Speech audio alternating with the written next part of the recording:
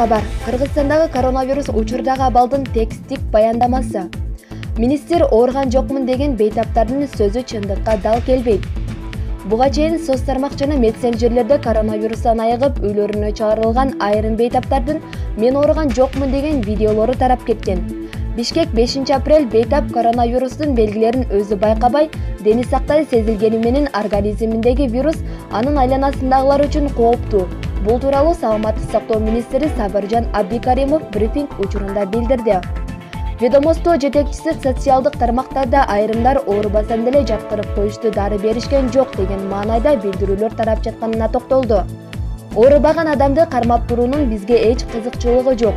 Бейтап өзүн дени сак сезсе да, андагы вирустун козгогучу айланадагы адамдар үчүн кооптуу. Ошол себептен аны дарылап чыгаруу биздин милдет. Чыккандан кийин мен дары ичпейм, дарылаган жок дагы айткан акылга сыйбайт. Кандайдыр бир билдирүү жасаарда этият болууга чакырат элем, деди министр. Спутник KG. Буга чейин дагы 9 медиктен коронавирус аныкталган айтылган. Анын 7 Жалал Абадта болсо, Ош менен Бишкек шаарларында бирден катталды. Бишкек 5 апрель, Кыргызстандын аймагында 5 апрель саат 10:00 карата дагы 3 адамдан коронавирус аныкталды. Бул тууралуу Саламаттык сактоо министри Сабыржан Абдикаримов билдирди. Ошто ОА режиминде кызмат кылгандар коргоочу кийим менен толук камсыздалды.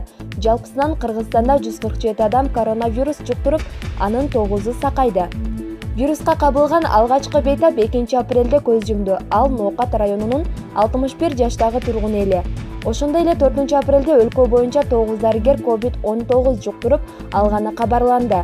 Алардын 7 Жалал Абад облусунда, бирөө Бишкек, дагы бирөө Ош шаарында эмгектенет. Ушул тапта эпидемиологиялык кырдаалдан улам Кыргызстан өзгөчө кырдаал режимин өткөрүүдө.